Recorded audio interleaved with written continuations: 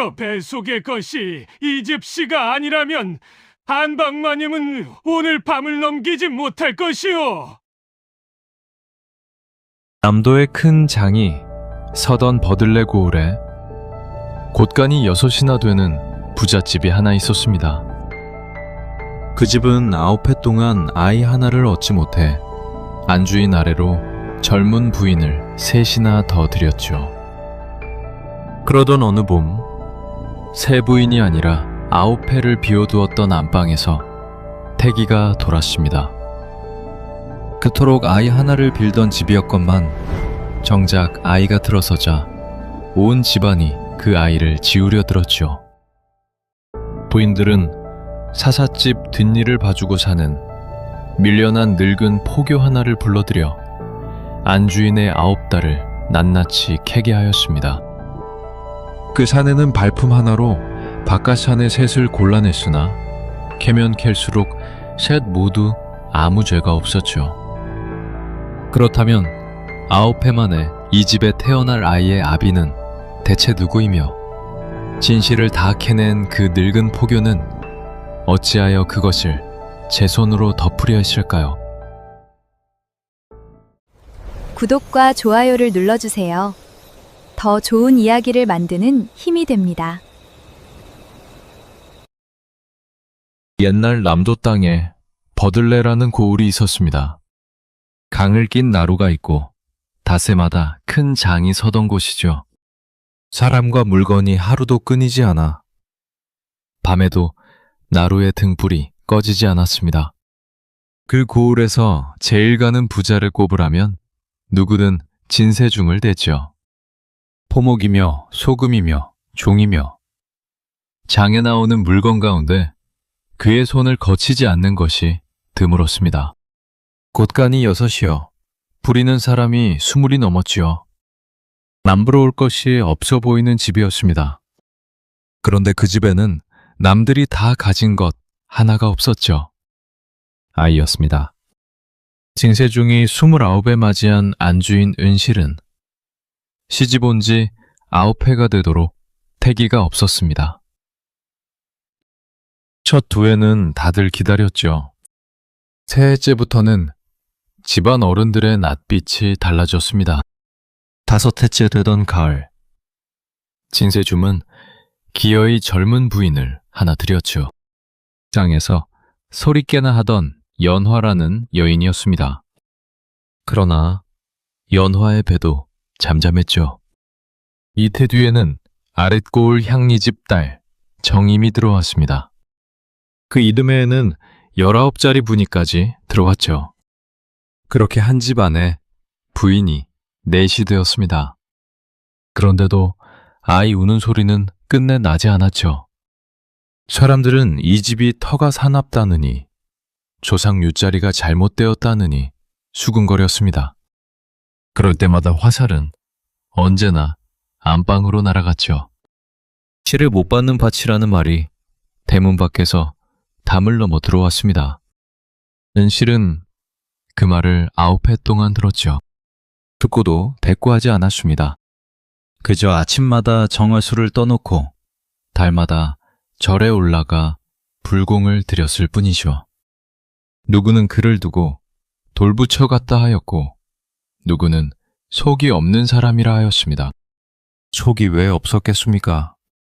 다만 이 집에서 소리를 내면 그 소리가 제 목을 조른다는 것에 은실은 시집 온 첫 해에 이미 배웠던 것이죠. 그러던 그 해 봄이었습니다. 찰구꽃이 다 지고 강바람이 미지근해질 무렵 안방에서 이상한 기별이 나왔죠. 은실이 사흘째 아침상을 물렸다는 것이었습니다. 냄새를 못 맡겠다 하고 헛구역질을 한다 하였죠.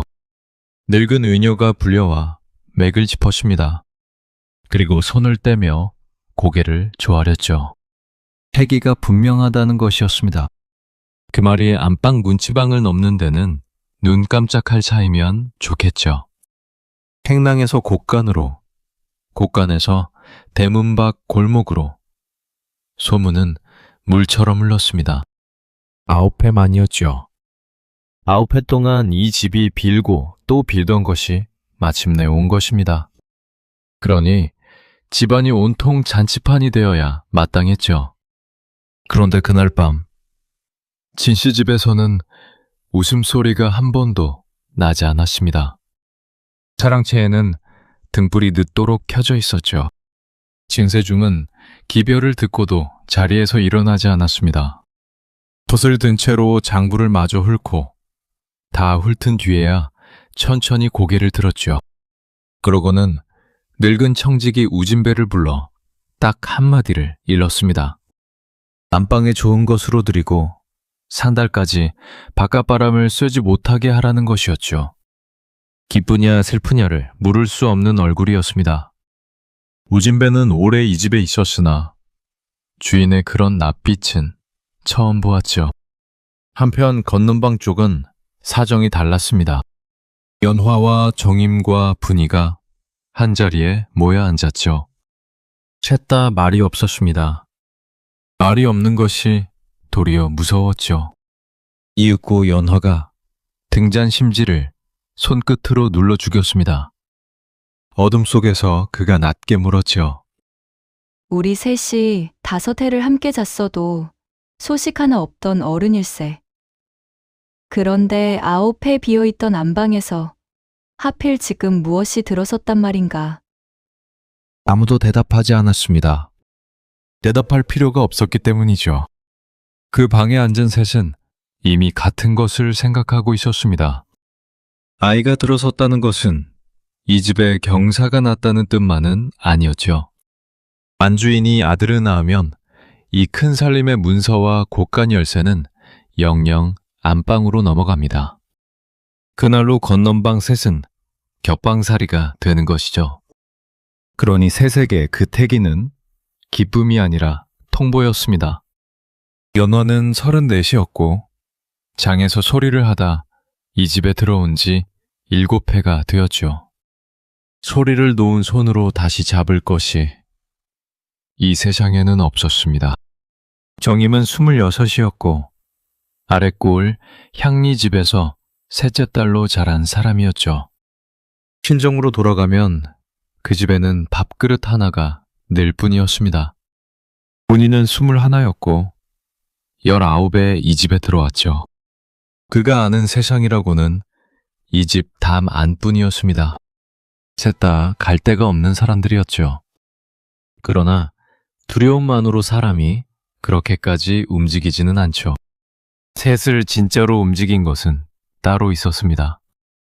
9회를 못하던 일을 어찌 하필 지금 하였는가? 그 물음이었죠. 이튿날부터 건넌방의 등불은 새벽까지 꺼지지 않았습니다. 연화는 응실에 지난 9달을 손가락으로 짚어보기 시작했죠. 언제 절에 갔고, 언제 약방에 갔고, 언제 친정 쪽으로 걸음을 했는지를 말입니다. 짚어볼수록 이상한 것이 하나 있었죠. 아이를 못 낳는다고 그토록 구박을 받던 여인이 유독 바깥나들이만은 자주 하였던 것입니다.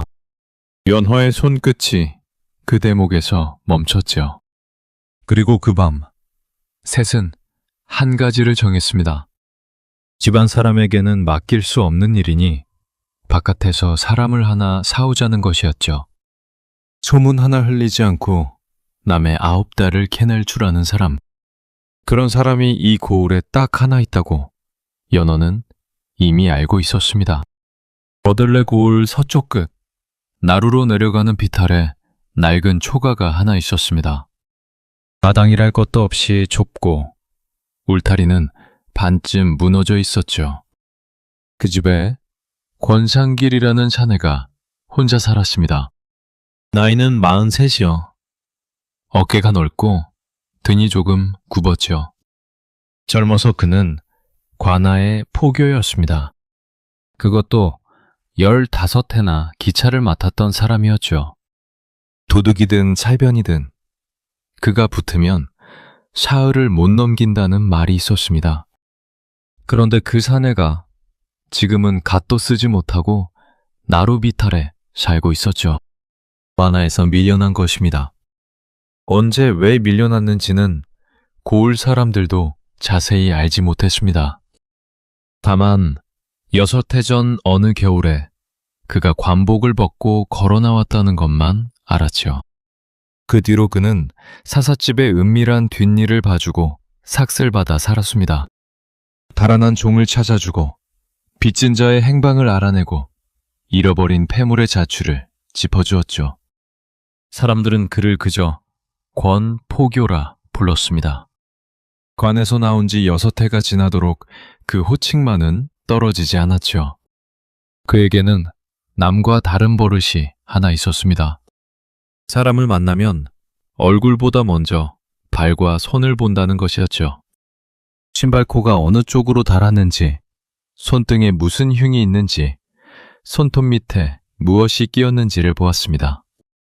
그는 늘 말했죠. 입은 거짓을 하지만 발과 손은 거짓을 못한다고 말입니다. 문서를 뒤지는 법도 없었습니다. 장부며 수결이며 하는 것들은 사람이 마음먹으면 얼마든지 꾸며낼 수 있다는 것을 그는 알았죠. 그래서 그는 늘 사람의 기억을 모았습니다. 같은 날, 같은 자리를 서로 모르는 세 사람에게 따로 물어보는 것이 그의 방식이었죠. 세세 말이 겹치는 데가 사실이고 어긋나는 데가 사연이었습니다. 그 어긋난 자리만 파고들면 웬만한 일은 반드시 밑바닥이 드러났죠. 발품으로 짠 그물이라. 그는 그것을 기억의 그물이라 불렀습니다. 그 그물에 걸려 죄를 실토한 자가 15해 동안 헤아릴 수 없이 많았죠. 그러나 그 그물 때문에 죽은 사람도 있었습니다.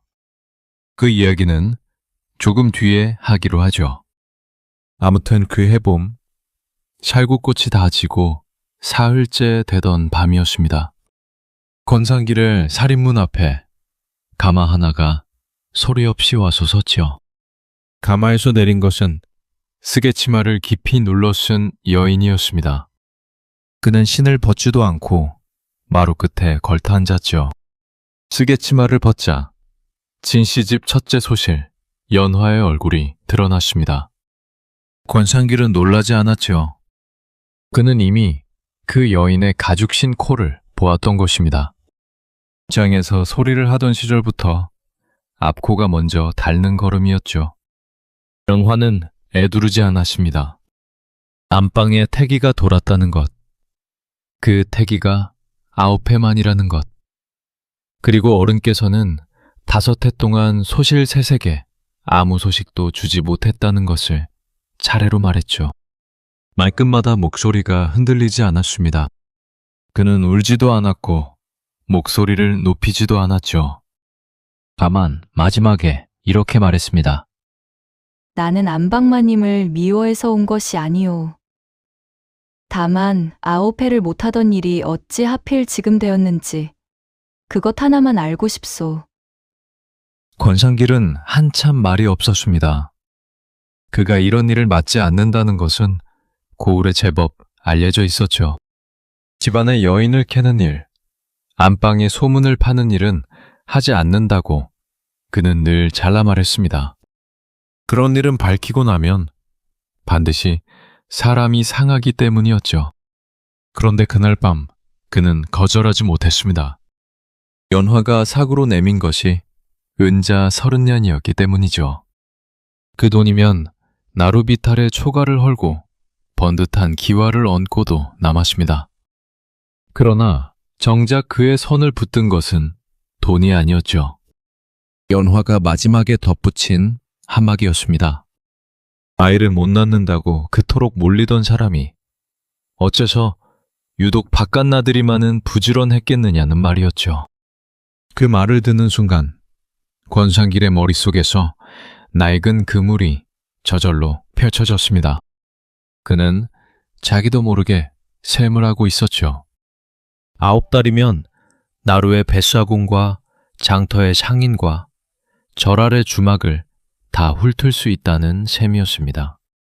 그 셈을 시작한 순간 이미 늦었다는 것을 그때 그는 알지 못했죠. 그는 조건을 셋 걸었습니다. 첫째, 누구를 캐고 다니든 진씨 집 이름은 입에 올리지 않는다. 둘째, 알아낸 것은 오직 연화에게만 말한다. 셋째, 사람을 때리거나 가두는 일에는 손을 대지 않는다. 연화는 셋 다 받았지요. 그러고는 가마에 오르기 전에 딱 한 번 뒤를 돌아보았습니다. 권포교. 무엇이 나오든 나온 대로 말해주시오. 권상길은 고개를 끄덕였습니다. 그날 그가 끄덕인 그 고갯짓 하나가 세 사람의 목숨을 어디로 끌고 갈지 그는 조금도 몰랐죠. 이튿날 아침 권상길은 진씨집 대문을 정면으로 들어섰습니다. 숨어서 기웃거리는 것이 그의 방식이 아니었기 때문이죠. 곳간의 셈이 맞지 않아 어른께서 부르셨다는 말을 앞세워 들어갔습니다. 장사하는 집에서는 흔한 일이라 아무도 이상히 여기지 않았죠. 그는 사흘 동안 곳간 문턱에 앉아 대질과 자질을 지켜보았습니다. 그러면서 실은 사람을 보았죠. 누가 누구의 눈치를 보는지, 누가 어느 문으로 다니는지를 보았습니다. 진씨집은 컸죠. 사랑채와 안채가 담 하나로 갈라져 있고 안채 뒤로 건넌방 셋이 나란히 붙어 있었습니다.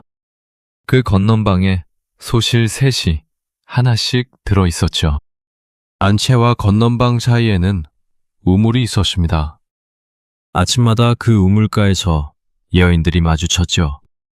마주치되 말은 섞지 않았습니다. 권상길은 그 침묵이 이 집의 진짜 소리라는 것을 사흘 만에 알았죠. 그가 사흘 동안 가장 많이 본 사람은 청직이 우진배였습니다. 55의 우진배는 이 집에서 30해를 산 사람이었죠. 곳간 열쇠도 그가 주고 사람을 부리는 것도 그가 했습니다. 그는 말이 많지 않았으나 눈이 부지런했죠.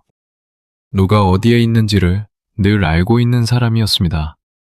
권상길은 그런 사람을 여럿 보아왔죠.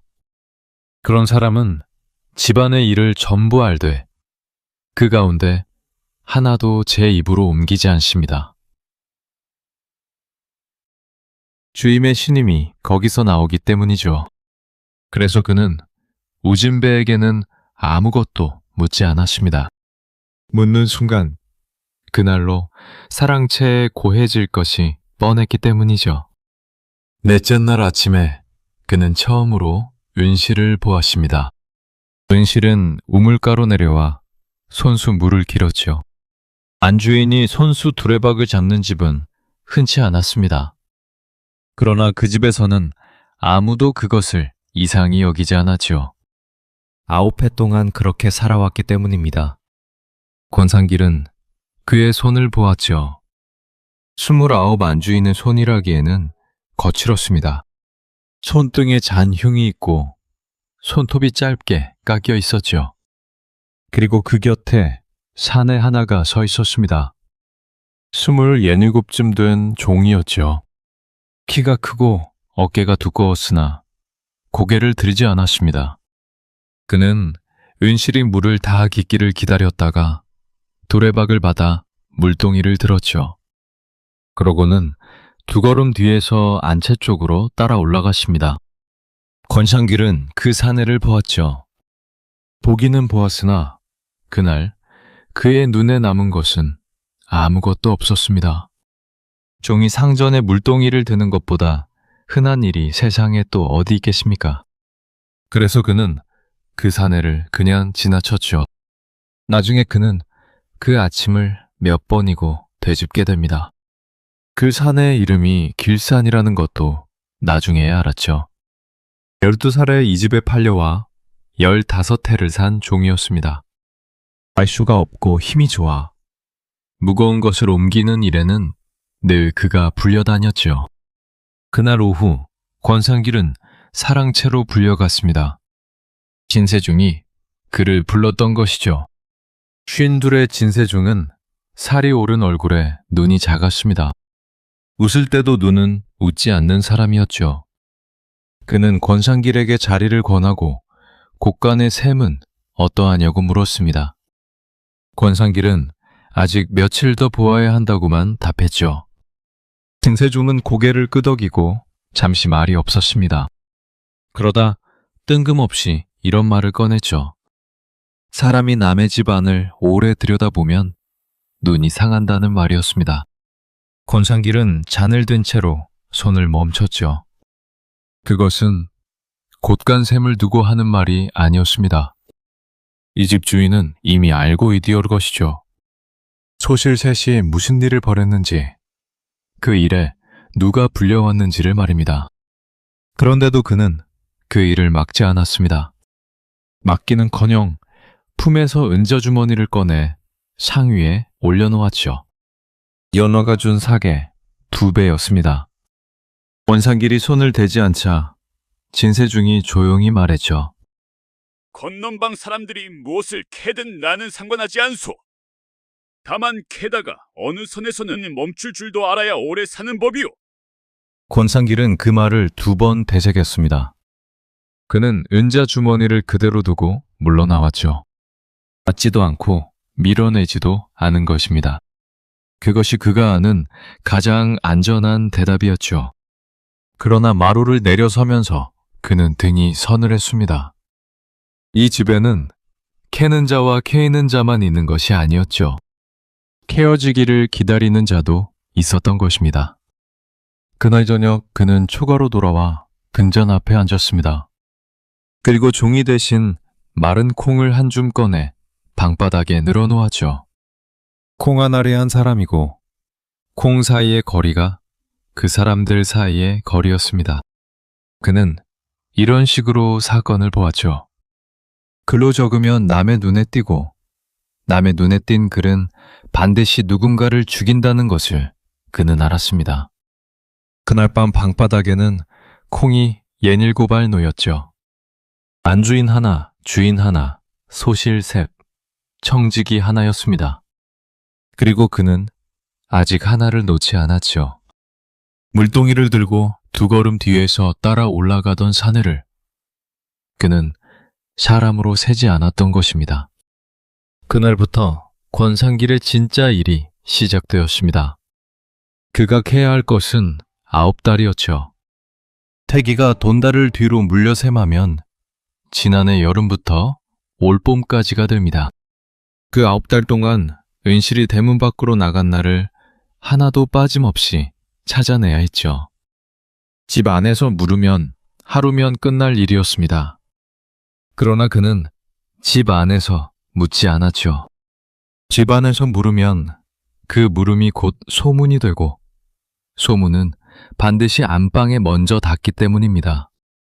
그래서 그는 바깥으로만 돌았죠. 먼저 나루로 갔습니다. 버들레 나루에는 늙은 뱃사공 셋이 번을 갈아가며 노를 저었지요.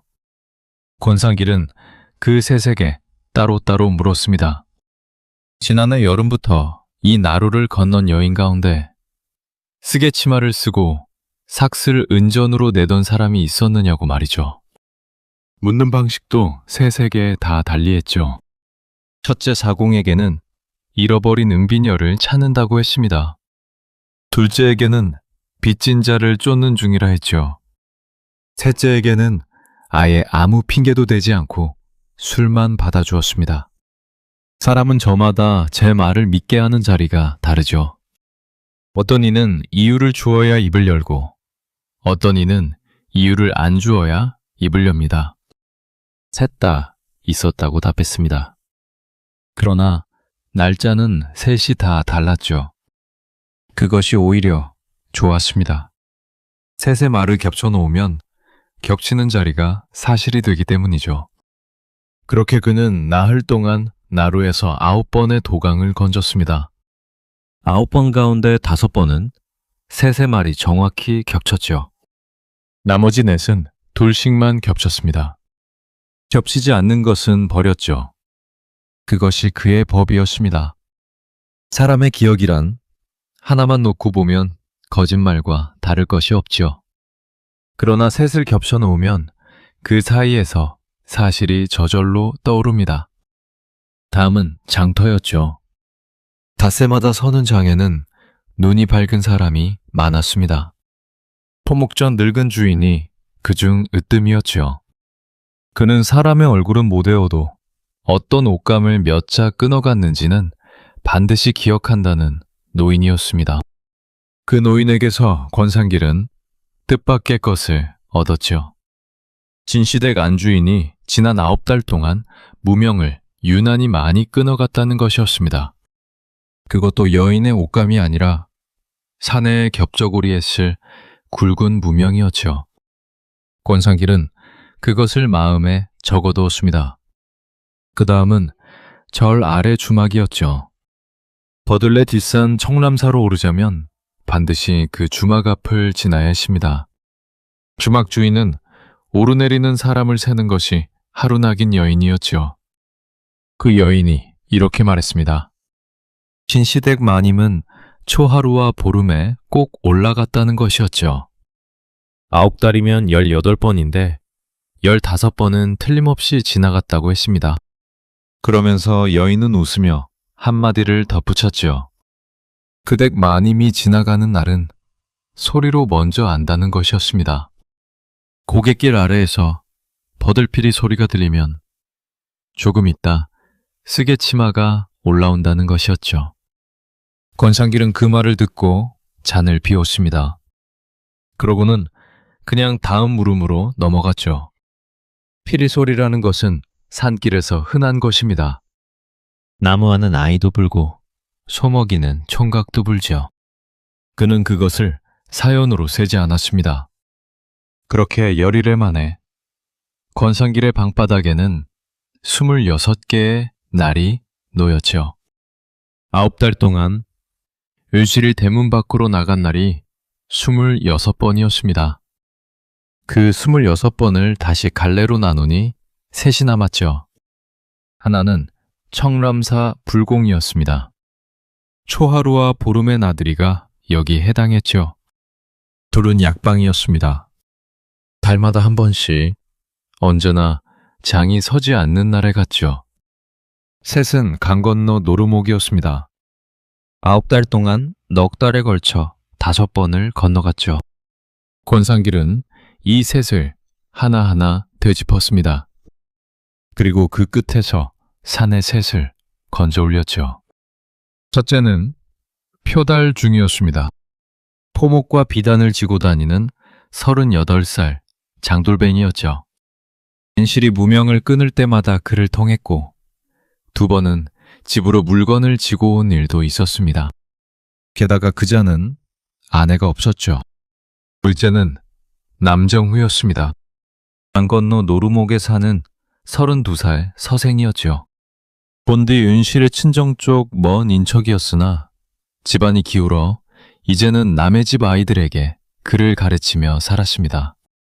윤실이 노루목으로 건너간 5번이 모두 그의 집 앞에서 끊겼죠. 셋째는 노경한이었습니다. 고을 한복판에서 약방을 하는 45살 의원이었죠. 윤실이 달마다 그 약방에 들렀고 늘 뒷문으로 들어가 뒷문으로 나왔습니다. 약을 지으러 가는 사람이 어째서 앞문을 두고 뒷문으로 다니는지 그것이 걸렸죠. 셋이었습니다. 포목장수와 몰락한 서생과 약방의원. 권상길은 콩새알을 방바닥 한쪽에 나란히 놓았죠. 그리고 등잔을 껐습니다. 이 셋 가운데 하나면 일은 사흘이면 끝날 것이었죠. 그는 그렇게 믿었습니다. 그리고 그 믿음이야말로 이 사건에서 그가 저지른 가장 큰 잘못이었죠. 권상길이 먼저 붙은 것은 포목장수 표달 중이었습니다. 셋 가운데 가장 만나기 쉬웠기 때문이죠. 장돌뱅이는 닷새마다 반드시 같은 자리에 앉으니까요. 그는 장날 저녁 파장 무렵에 표달 중에 좌판 앞에 앉았습니다. 그러고는 옷감을 고르는 척하며 한 피를 만지작거렸죠. 표달 중은 38이었으나 얼굴이 젊어 보이는 사내였습니다. 말이 빠르고 웃음이 해퍼지어. 손님에게는 언제나 좋은 말만 했습니다. 권상길은 그 손을 보았지요. 장돌뱅이의 손치고는 지나치게 매끈했습니다. 그는 무명 두 필값을 내려놓고 슬쩍 물었지요. 진씨댁에도 물건을 대느냐는 것이었습니다. 표달중의 웃음이 잠깐 멎었지요.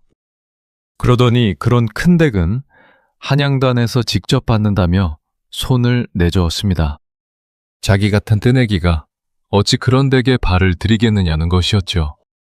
권상길은 고개를 끄덕이고 자리를 떴습니다. 그러나 속으로는 그물에 첫 코가 걸렸다고 생각했죠. 포목 전 늙은 주인은 분명히 말했습니다. 진시댁 안주인이 무명을 끊을 때마다 표달중을 통했다고 말이죠. 게다가 2번은 물건을 지고 그 집까지 들어갔다고 했습니다. 그런데 정작 표달중은 발도 들인 적이 없다고 잘라 말했죠. 사람이 거짓을 할 때는 반드시 까닭이 있습니다. 권상길은 그 까닭을 캐기 시작했죠. 사람이 아무 까닭 없이 거짓을 하는 일은 드물지요. 그러나 거짓을 하는 까닭이 반드시 그 사람이 지은 죄인 것도 아닙니다. 권상길은 그것을 15해 동안 배웠죠. 사람은 제 죄를 감추려고도 거짓을 하지만 남의 죄에 얽힐까 무서워서도 거짓을 합니다.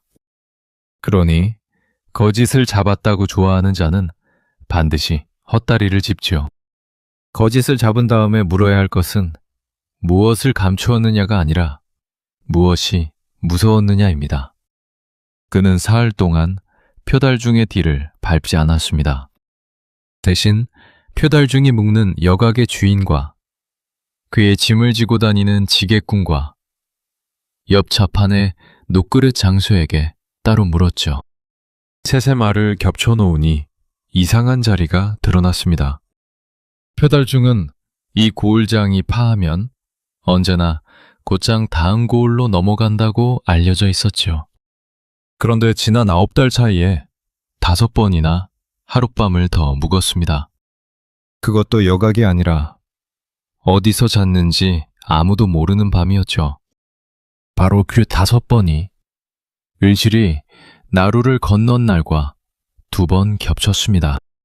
권상길은 그때 이 일이 사흘이면 끝나겠다고 생각했죠. 그는 표달중을 여각 뒷마당으로 불러냈습니다. 그리고 아무 말 없이 그의 집신을 내려다보았죠. 장돌뱅이의 집신은 앞코가 닳는 법입니다. 그런데 표달중의 집신은 뒤축 바깥쪽이 닳아 있었죠. 그것은 짐을 지고 걷는 걸음이 아니라 짐 없이 뒷골목을 빠져나가는 걸음이었습니다. 권상길은 딱 한마디만 물었지요.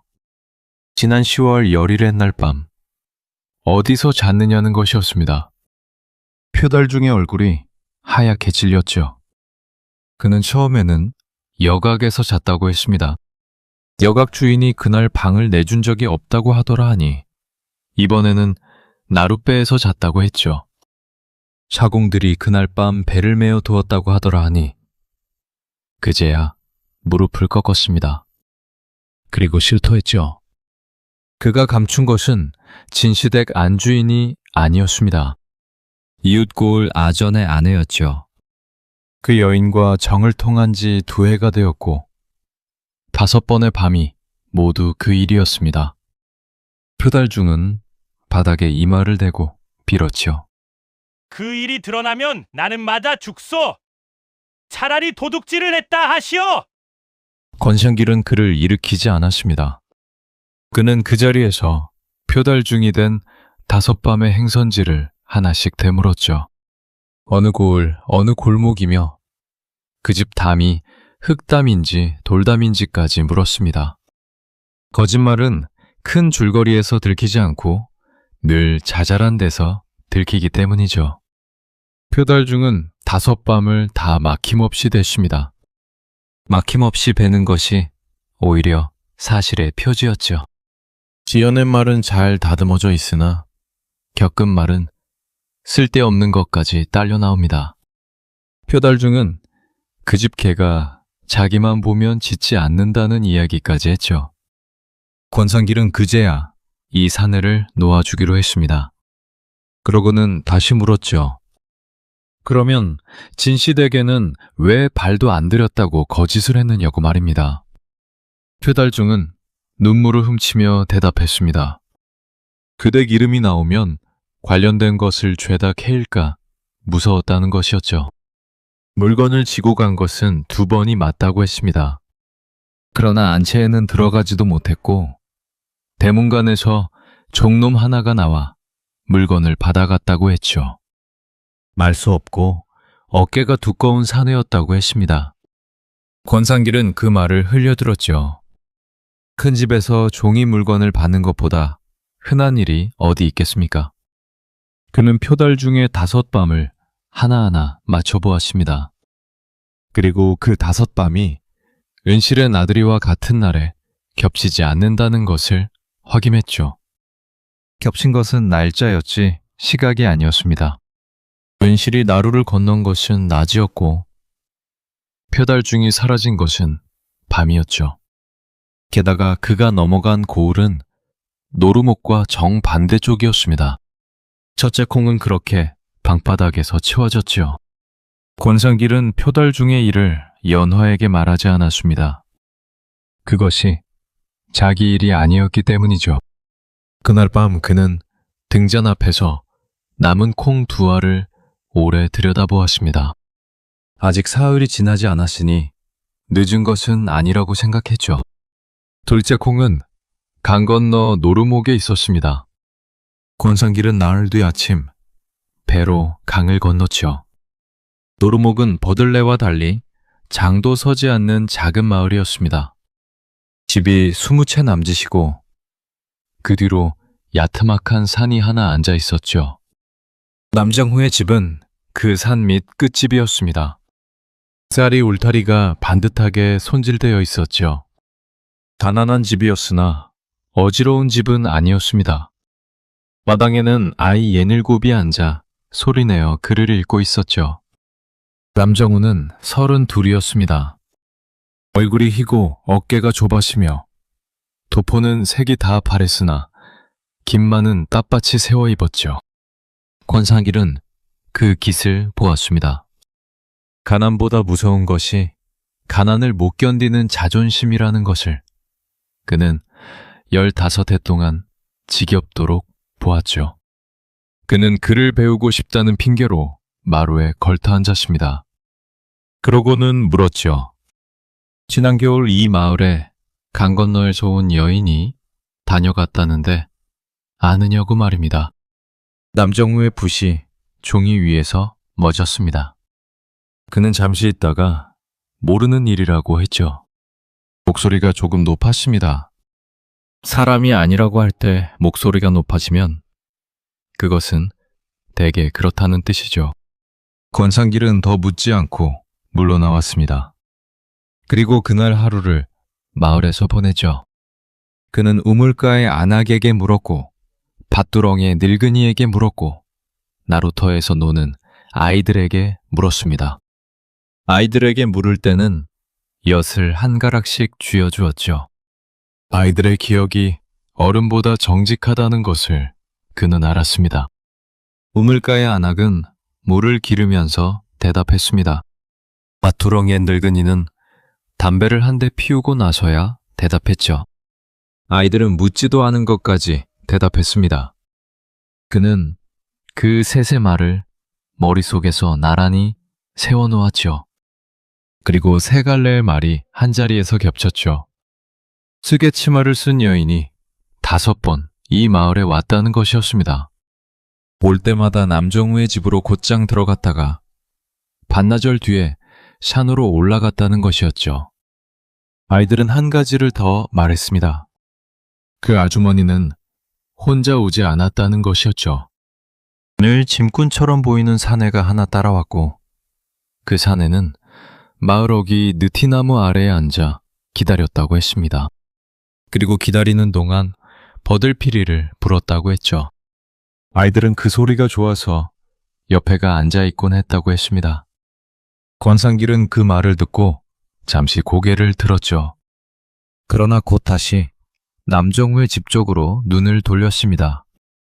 그가 쫓는 것은 상전을 따라온 짐꾼이 아니라 상전이 반나절씩 머문 집이었기 때문이죠. 그날 저녁 그는 다시 남정우를 찾아갔습니다. 이번에는 애두르지 않았죠. 5번의 날짜를 하나하나 읊었습니다. 그러고는 이 날들에 이 집에서 반나절씩 무엇을 하였느냐고 물었죠. 남정우는 한참을 잠자코 있었습니다. 그러다 붓을 놓고 마당으로 내려섰죠. 그는 권성기를 데리고 산으로 올라갔습니다. 산 중턱에 무덤이 하나 있었죠. 봉분이 낮고 오래되었으나 잔디가 깔끔히 깎여 있고 앞에 잔이 놓여 있었습니다. 남정우가 무덤 앞에 서서 말했죠. 그것이 은실의 친정어머니 무덤이라는 것이었습니다. 권상길은 봉분 앞에 쪼그려 앉아 잔디를 손으로 쓸어보았습니다. 갓 깎은 자리였죠. 누가 억지로 시켜서 하는 벌초는 봉분 위만 깎고 옆구리는 두는 법입니다. 그런데 이 무덤은 옆구리까지 반듯했죠.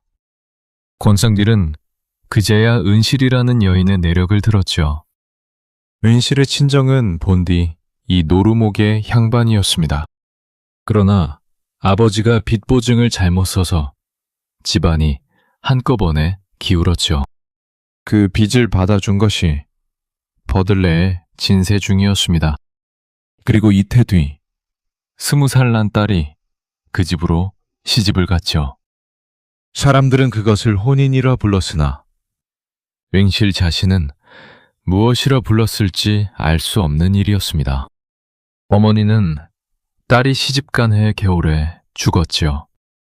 친정에는 무덤을 돌볼 사람이 남지 않았습니다. 그래서 은실이 먼 인척인 남정후에게 부탁했던 것이죠. 해마다 벌초를 하고 기일에 잔을 올려달라는 부탁이었습니다. 그리고 그 삭스로 은전과 무명을 보냈죠. 코목전에서 끊어간 사내의 겹저고리 무명이 바로 그것이었습니다. 남정우는 그 이야기를 하면서 얼굴이 벌겋게 달아올랐죠. 그가 감춘 까닭도 그것이었습니다. 그를 가르쳐 밥을 먹는 선비가 실은 남의 집 무덤을 돌보고 삭슬 받아 산다는 것. 그것이 마을에 알려지는 것을 그는 죽기보다 싫어했던 것이죠. 그가 낮게 말했습니다. 차라리 그 여인과 통정을 했다 하시오. 그 편이 나에게는 덜 부끄럽소. 권상길은 아무 말도 하지 않았지요. 그는 무덤 앞에 잔을 한참 들여다보다가 산을 내려왔습니다. 둘째 콩도 그렇게 치워졌죠. 이제 남은 콩은 하나였습니다. 고을 한복판에서 약방을 하는 의원 노경한이었죠. 권상길은 이번에는 처음부터 뒷골목으로 갔습니다. 은실이 앞문을 두고 뒷문으로 다녔다는 그 골목이었죠. 골목은 좁고 담이 높았습니다. 낮에도 볕이 잘 들지 않는 자리였죠. 그는 그 골목 어귀에 사흘을 앉아 있었습니다. 약방에는 하루에도 수십 명이 드나들었죠. 그런데 뒷문으로 드나드는 사람은 하루에 한둘뿐이었습니다. 하나같이 남에게 보이기 싫은 병을 지닌 사람들이었죠. 첫날은 등이 굽은 노파가 들어갔습니다. 둘째 날은 얼굴을 헝겊으로 싸면 젊은 사내가 들어갔죠. 셋째 날은 아이를 업은 여인이 들어갔다가 나올 때는 업은 것이 없었습니다. 그 셋을 보면서 권상길은 이 뒷문의 뜻을 알았죠. 앞문으로 못 들어오는 병이라는 것은 몸이 무거운 병이 아닙니다. 남이 알면 살아갈 수 없게 되는 병이죠. 권상길은 그것부터 마음에 걸어두었습니다. 그 다음에 그는 약방 아이를 잡았죠. 약재를 썰고 물을 깃는 14짜리 사내 아이였습니다. 그 아이가 저녁마다 강가로 나와 개구리를 잡는다는 것을 그는 알아두었죠. 사흘째 저녁. 그는 아이 옆에 앉아 엿을 내밀었습니다. 그리고 이것저것 묻는 척하다가 슬쩍 물었죠. 달마다 뒷문으로 오는 쓰개치마 부인이 무슨 약을 쥐어가느냐는 것이었습니다. 아이는 별 생각 없이 대답했죠. 자기가 늘 그 약을 싸는데 그 약에는 육종용이며 파극천이며 하는 것이 들어간다는 것이었습니다.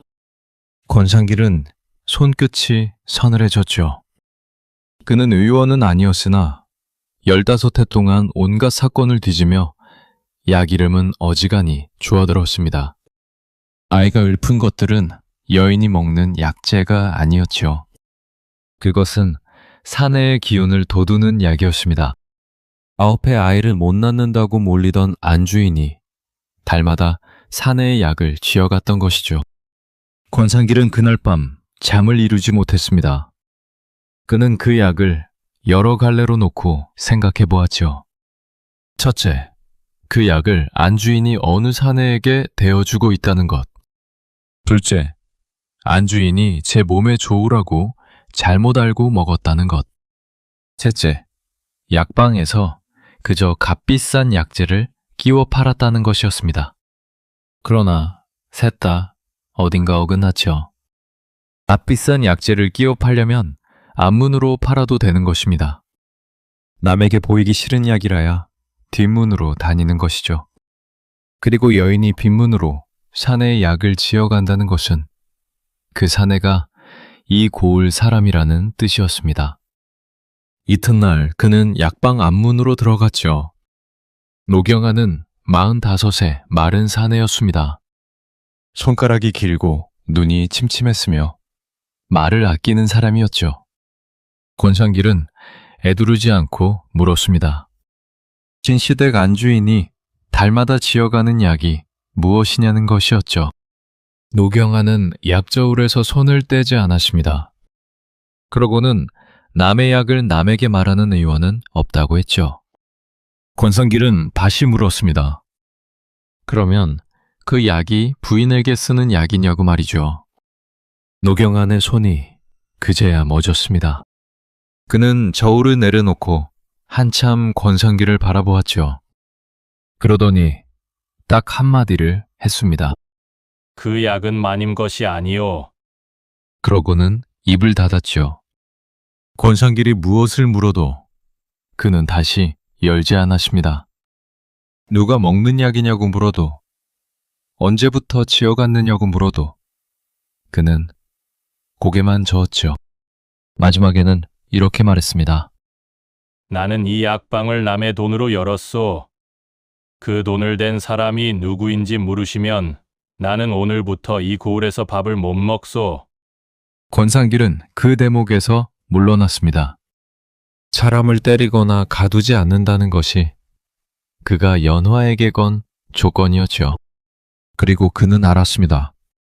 저 의원은 두려워서 입을 다무는 것이지 죄가 있어서 다무는 것이 아니라는 것을 말입니다. 실제로 노경아는 지난 9달 동안 약방을 하루도 비운 적이 없었죠. 약방에는 늘 아이가 있었고 조수가 있었고 병자가 있었습니다. 사람이 그렇게 많은 자리에서 무슨 일을 벌이겠습니까? 셋째, 콩도 그렇게 담바닥에서 치워졌죠. 그러나 이번에는 콩을 치우면서 마음이 개운하지 않았습니다. 없어진 것은 콩 하나인데 대신 물음 하나가 새로 놓였기 때문이죠. 그 약은 누구의 약인가? 권상길은 그 물음을 붙들고 약방 아이를 한 번 더 만났습니다. 그리고 이번에는 약이 아니라 약방의 매력을 물었죠. 아이는 그저 들은 대로 제잘거렸습니다. 이 약방은 본디 노경안의 것이 아니었다는 것이었죠. 10년쯤 전까지는 하 노인이라는 늙은 의원이 앉아 있었다고 했습니다. 그 노인이 어느 해 호련히 약방을 넘기고 고을을 떠났다고 했죠. 떠날 때 진시댁 어른이 노자를 후하게 대주었다는 말이 있었다고 했습니다. 그리고 그 뒤로 노경안이 그 자리에 앉았다는 것이었죠. 권상길은 역값을 더 쥐어주고 물었습니다. 그 하 노인이 지금 어디 사는지 아느냐고 말이죠. 아이는 어깨를 으쓱했습니다. 다만 이따금 약재장 수편에 소식이 온다고 들었다고 했죠. 남쪽으로 200리쯤 내려간 바닷가에 작은 포구 마을이라 하였습니다. 권상길은 그 이름을 마음에 적어두었죠. 그때는 그저 적어두었을 뿐이었습니다. 그것을 꺼냈을 날이 그렇게 빨리 올 줄은 몰랐죠. 권상길이 고을을 헤집고 다닌 것이 어느덧 20날을 넘겼습니다. 그는 진씨 집 이름을 한 번도 입에 올리지 않았죠. 약속을 지킨 것입니다. 그러나 이름을 올리지 않았다고 해서 사람들이 모르는 것은 아니었죠. 나루의 사공에게 묻고, 장터의 상인에게 묻고, 절 아래 주막에 묻고, 강 건너 아이들에게까지 물었으니 말입니다.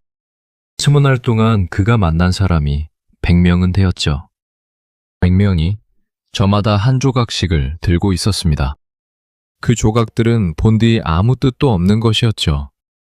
그댁 마님이 초하루에 절에 올라갔다는 것이 무슨 죄가 되겠습니까?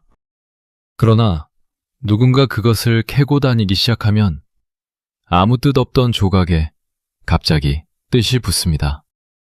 사람들은 저희끼리 조각을 맞추기 시작했죠. 주막에서 만난 이가 나루의 사공에게 말을 옮기고 사공이 장터의 상인에게 옮겼습니다. 그렇게 20날 만에 고을에는 물음 하나가 떠돌게 되었죠. 진시댁 안방마님이 대체 9달 동안 어디를 그리 부지런히 다녔더냐는 물음이었습니다. 그리고 그 물음의 재료를 온 고을에 뿌려놓은 것이 다름 아닌 권상계 자신이었죠. 그는 그때 그것을 몰랐습니다. 그물을 던지는 사람은 제가 밟고 선 자리를 보지 않는 법이죠. 소문이 담을 넘어 진씨집 안으로 들어가는 데는 사흘이면 좋겠습니다. 그때부터 안채의 공기가 달라졌죠. 아침 문안이 먼저 사라졌습니다. 연화도 정임도 분이도 안방으로 들지 않았죠. 그 다음에는 밥상이 달라졌습니다. 9회 동안 5첩이던 안주인의 상이 3첩으로 줄었죠. 누가 시킨 것도 아니었습니다. 부엌의 여종이 알아서 줄인 것이죠. 아랫사람은 윗바람을 가장 먼저 읽는 법입니다. 그 다음에는 말이 달라졌죠. 우물가에서 여종들이 은실을 보고도 인사를 하지 않았습니다. 뒤에서 소리가 나되 돌아보면 아무도 없었죠. 은실은 그 모든 것을 아무 말 없이 받았습니다. 9회 동안 해온 일이니 새로울 것도 없었죠. 다만 달라진 것이 하나 있었습니다. 전에는 몰리면 절로 올라갔죠. 그런데 이제는 대문 밖으로 한 발도 나갈 수 없었습니다. 한 달까지 바깥바람을 쐬지 못하게 하라던 주인의 말이 그제야 무엇이었는지 드러난 것이죠. 안방은 방이 아니라 우리가 되었습니다. 그 무렵 은실의 하루는 이러했죠. 새벽에 일어나 정화수를 뜨는 것으로 시작했습니다. 그러나 그 물을 뜨는 자리도 이제는 우물이 아니라 부엌 항아리였죠. 우물가에는 사람이 있고 사람이 있는 자리에는 눈이 있었기 때문입니다. 아침상은 방 안으로 들어왔고 상을 물린 뒤에는 문을 닫았죠. 낮에는 바느질을 했습니다. 아이의 베네 쪼고리와 포대기를 지었죠. 9회 동안 남의 옷만 짓던 손이 처음으로 제 아이의 옷을 짓는 것이었습니다. 그런데도 그 손은 하루에도 몇 번씩 멎었죠. 바깥에서 발소리가 지날 때마다 멎었습니다. 저녁이면 문틈으로 마당을 내다보았죠. 마당에는 늘 사람이 있었습니다. 장작을 패는 사람, 물을 깃는 사람, 마구간을 치는 사람이 있었죠. 은실은 그 가운데 하나를 오래 바라보았습니다. 바라보다가 인기척이 나면 얼른 문틈에서 물러났죠. 9달 동안 하루도 곁을 떠나지 않던 사람과 이제는 마당 하나를 사이에 두고도 말 한마디를 못하게 된 것입니다. 그 무렵 건넌방에서 작은 다툼이 하나 있었죠. 셋째 분이가 연화 앞에서 울었던 것입니다. 21살 분이는 이 집에 들어온 지 이태밖에 되지 않았죠. 그는 은실에게서 미움을 받은 일이 한 번도 없었습니다. 오히려 처음 들어오던 해 겨울, 손이 트서 갈라졌을 때 약을 발라준 것이 은실이었죠. 분이는 이제 그만두자고 했습니다. 아이가 태어나면 그뿐이지 어른께서 아무 말씀도 없으신데 우리가 무슨 권한으로 이러느냐는 것이었죠. 연화는 대꾸하지 않았습니다. 다만 분이의 손을 잡아 제 무릎 위에 올려놓고 조용히 말했죠. 자네 손이 트서 갈라졌을 때 약을 준 사람은 안방마님이지. 그러면 자네가 이 집에서 쫓겨날 때 자네를 거두어 줄 사람은 누구인가? 분이는 대답하지 못했습니다. 갈데 없는 사람에게 인정을 물으면 대답할 말이 없는 법이죠. 그날 밤부터 분이도 안방 쪽을 보지 않았습니다. 둘째 정임은 애초에 아무 말도 하지 않았죠. 그는 이 집에 들어온 뒤로 한 번도 제 뜻을 말한 적이 없는 사람이었습니다. 다만 아침마다 건넌방 마루를 정갈하게 닦았고 안채 쪽으로는 눈을 두지 않았죠. 그것이 그가 편을 드는 방식이었습니다. 그렇게 안채와 건넌방 사이의 마당이 하루가 다르게 넓어졌죠. 같은 담 안에 살면서도 서로 다른 집에 사는 사람들이 되어간 것입니다. 그러는 사이에도 은실의 배는 달마다 불러갔죠. 사람들이 무슨 말을 하든 아이는 제 시각대로 자라는 법입니다. 바로 그 무렵 권상길이 연허를 만났습니다. 21회 만에 중간 기별이었죠. 자리는 나루 아래 빈 배 위였습니다. 남의 눈이 없는 자리를 고른 것은 연화였죠.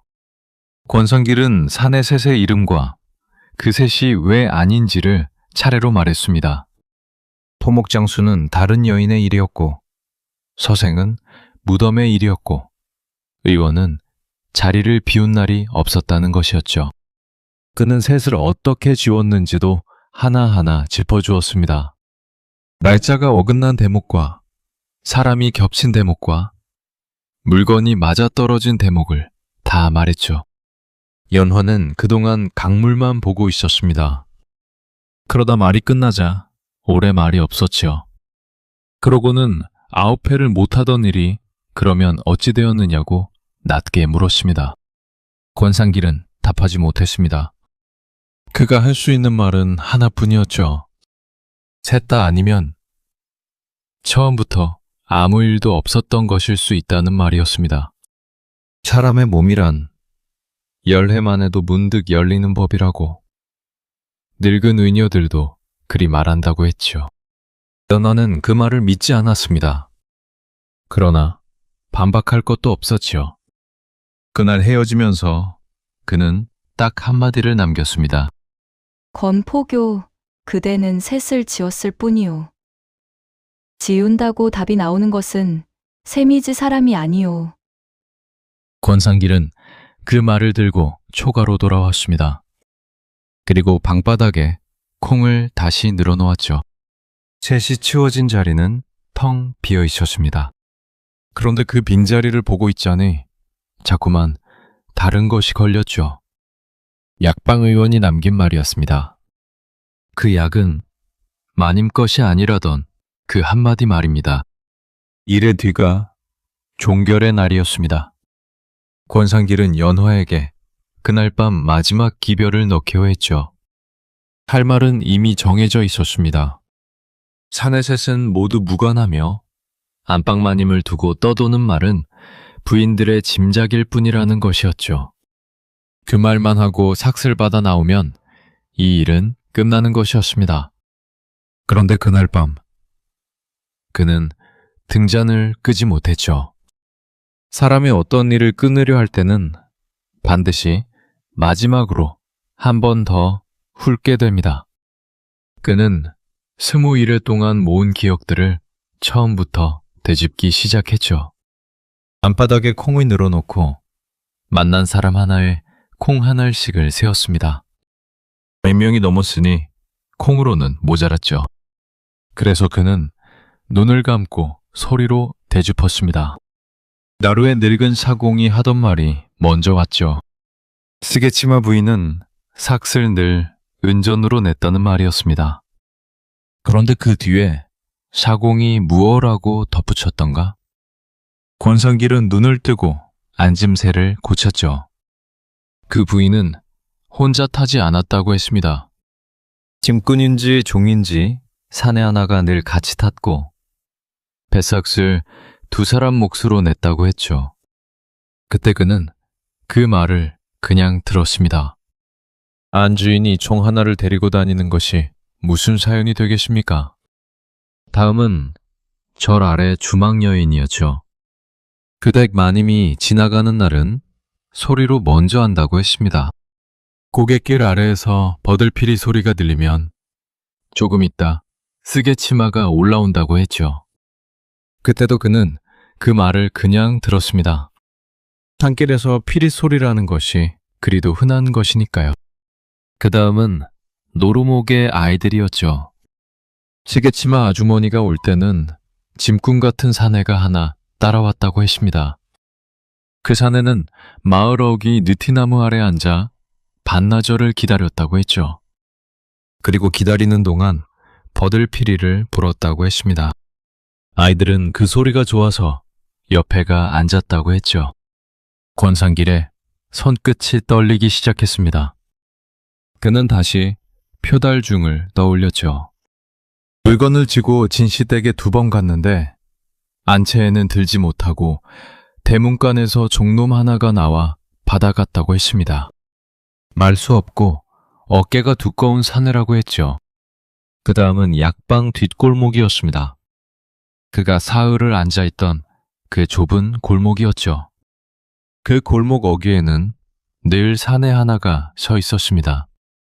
지게도 지지 않고 아무것도 하지 않으면서 그저 담벼락에 기대어 골목 안쪽을 보고 있었죠. 권상길은 사흘 동안 그 사내를 3번 보았습니다. 그리고 3번 다 그냥 지나쳤죠. 등잔불이 파르르 떨렸습니다. 그는 자리에서 일어나 방 안을 몇 바퀴 돌았죠. 그러고는 다시 앉아 처음부터 하나씩 세어보았습니다.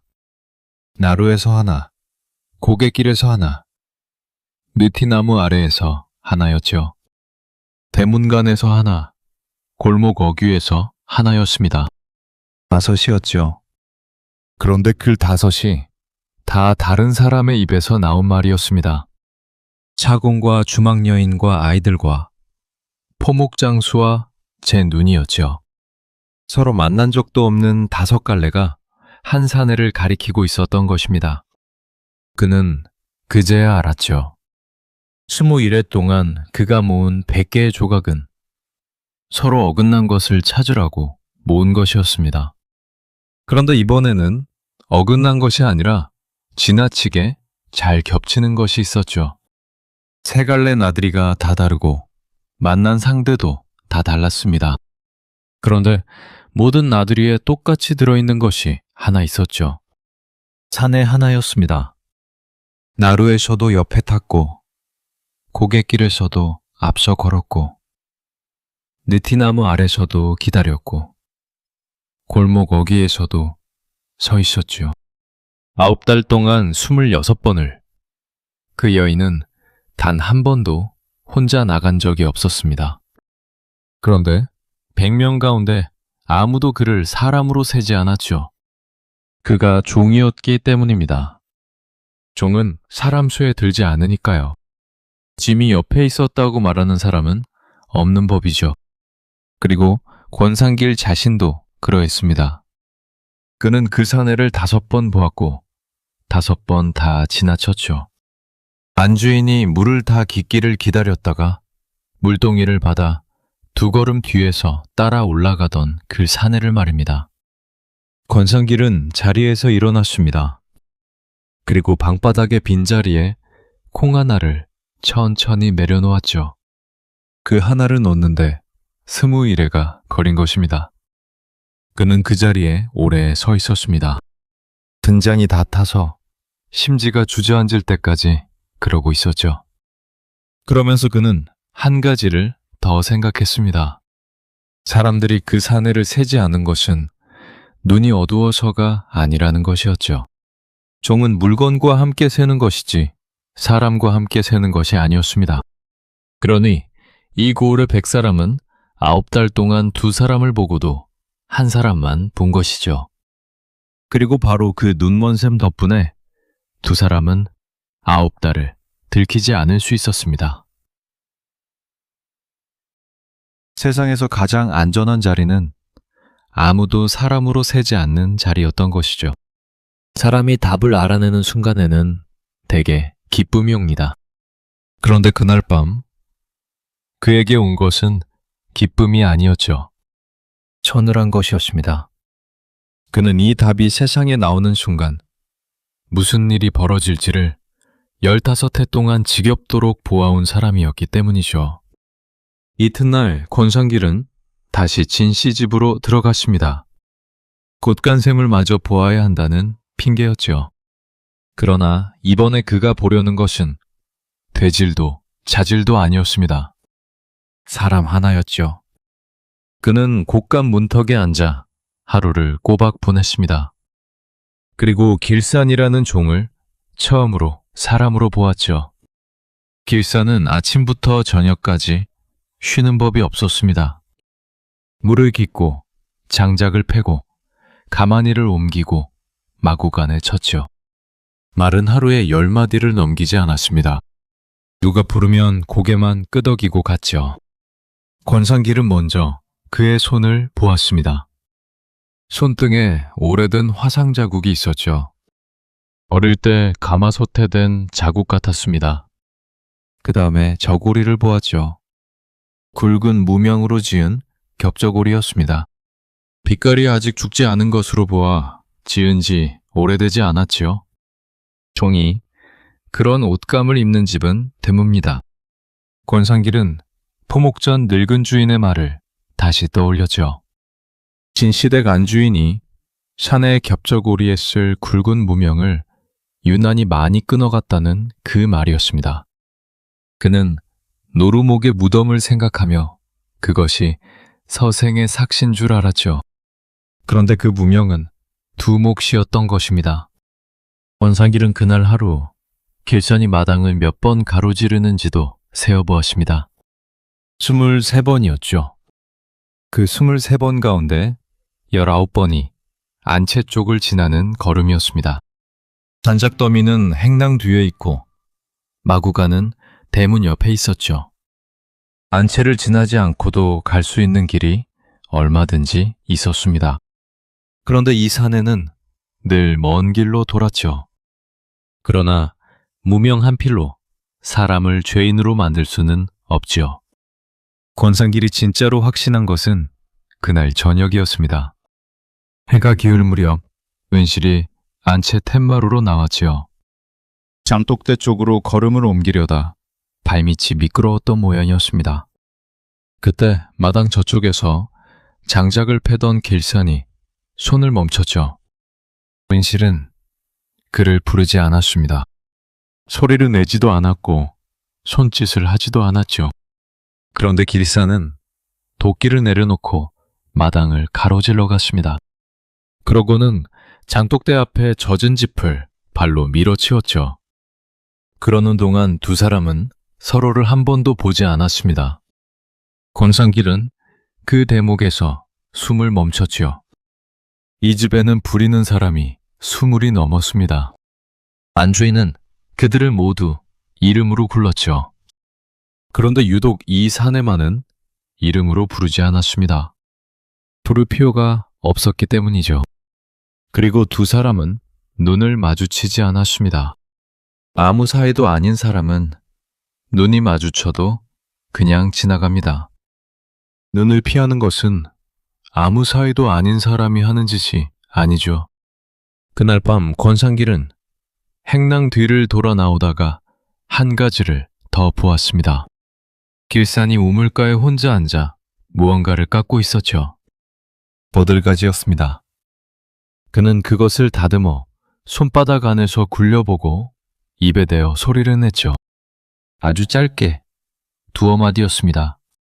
소리를 내자마자 그는 얼른 그것을 품에 넣고 주위를 둘러보았죠. 그 짧은 소리가 20일여 동안 100사람의 입에 오르내리던 바로 그 소리였습니다. 권상길은 담 그늘에 서서 그것을 다 들었죠. 그러고는 소리 없이 그 집을 나왔습니다. 사흘 뒤 그는 마지막으로 은실을 만났죠. 진세중이 도가에 나가고 없는 낮이었습니다. 그는 안채 마루 끝에 앉았고 은실은 방문 안쪽에 앉아 발을 사이에 두었죠. 그는 캐묻지 않았습니다. 다만 자기가 20일여 동안 무엇을 보았는지를 순서대로 말했죠. 나루의 두 사람 목 뱃삭, 고갯길 아래의 피리소리, 느티나무 아래의 기다림, 골목 어귀의 사내를 차례로 말했습니다. 그리고 마지막으로 굵은 무명 겹저고리를 말했죠. 말이 끝날 때까지 발 안쪽에서는 아무 소리도 나지 않았습니다. 권상길은 부인하기를 기다렸죠. 사람은 그런 자리에서 대개 부인합니다. 울거나 화를 내거나 억울하다 하죠. 그런데 윤실은 그 가운데 아무것도 하지 않았습니다. 한참 뒤에 발 안쪽에서 조용한 목소리가 흘러나왔을 뿐이죠. 나는 이 집에 9해를 살면서 내가 원해서 가진 것이 하나도 없었소. 이 아이 하나뿐이오. 권상길은 대꾸하지 못했습니다. 그는 죄를 실토하는 자를 15해 동안 수없이 보았죠. 그러나 그런 실토는 처음이었습니다. 이윽고 은실이 한마디를 더 보탰죠. 어른께서 아이를 못 두시는 까닭이 나 하나에게만 있는 것이 아님을 나는 오래전부터 알고 있었소. 권상길은 그 말의 뜻을 그 자리에서 다 알아듣지 못했습니다. 다만 등줄기가 서늘해졌죠. 그는 마루에서 일어나 마당으로 내려섰습니다. 그리고 대문을 나서기 전에 한번 뒤를 돌아보았죠. 행랑 처마 밑에서 길산이 장작을 쥐고 있었습니다. 그 산에는 고개를 들지 않았죠. 권상길이 관복을 벗은 것은 6해 전 겨울이었습니다. 그 겨울에 무슨 일이 있었는지를 이제는 말해야겠죠. 이웃 고을의 어느 양반집에서 계집종 하나가 우물에 빠져 죽었습니다. 18살이었죠. 집에서는 발을 헛디딘 것이라 했습니다. 관에서도 그리 적고 버프했죠. 그런데 권상길이 그 우물을 보러 갔습니다. 그는 우물 전에 남은 손자국을 보았고 죽은 아이의 손톱 밑에 낀 이끼를 보았죠. 발을 헛디딘 사람은 우물 안쪽 벽을 긁지 못합니다. 누가 위에서 눌렀을 때에만 그리 되죠. 그는 사흘 만에 답을 알았습니다. 그 집 주인의 19살 난 아들이었죠. 그러나 답을 아는 것과 그것을 세우는 것은 다른 일이었습니다. 주인이 있어야 했죠. 그때 그 집의 어린 종 하나가 그를 찾아왔습니다. 12이나 13쯤 된 사내아이였죠. 그 아이가 그날 밤 무엇을 보았는지를 떨면서 다 말했습니다. 권상길은 그 말을 관에 올렸죠. 그리고 사건은 밝혀졌습니다. 그런데 그 뒤가 문제였죠. 양반가는 손끝 하나 다치지 않았습니다. 아들은 병을 핑계로 먼 절에 들어갔고 얼마 뒤에는 다른 고을로 장가를 갔죠. 집안에서 관에 쓴 돈이 얼마인지는 아무도 몰랐습니다. 그리고 열흘 뒤 그 어린 종이 강에서 떠올랐죠. 이번에도 발을 헛디딘 것이라 했습니다. 권상길은 그 아이의 주검을 제 손으로 건졌죠. 그해 겨울 그는 관복을 벗고 걸어 나왔습니다. 그가 배운 것은 하나였죠. 진실은 밝히는 자가 값을 치르는 것이 아니라는 것. 값은 언제나 그 진실 속에서 가장 힘없는 자가 치른다는 것이었습니다. 이제 그는 다시 같은 자리에 서 있었죠. 이번에 가장 힘없는 자는 누구입니까? 아이를 뵌 여인 하나와 사람 수에도 들지 못하는 종 하나였죠. 그리고 그 여인의 뱃속에 있는 것이었습니다. 이 진실이 세상에 나오면 무슨 일이 벌어질지 그는 셈해볼 것도 없었죠. 환전의 아내와 정을 통한 종은 목숨을 부지하지 못합니다. 그것은 법이기 전에 이 나라의 관습이었죠. 여인도 성하지 못하고 뱃속의 것도 세상에 나오지 못합니다. 셋이 한꺼번에 죽는 것이죠. 그것을 막을 방도는 하나뿐이었습니다. 아무도 모르게 하는 것. 그는 다른 길이 없는지도 헤아려 보았습니다. 안주인만 살리는 길이 있는지 보았지요. 그러나 안주인만 살리려면 종에게 죄를 다 씌워야 했고, 그러면 종이 죽습니다.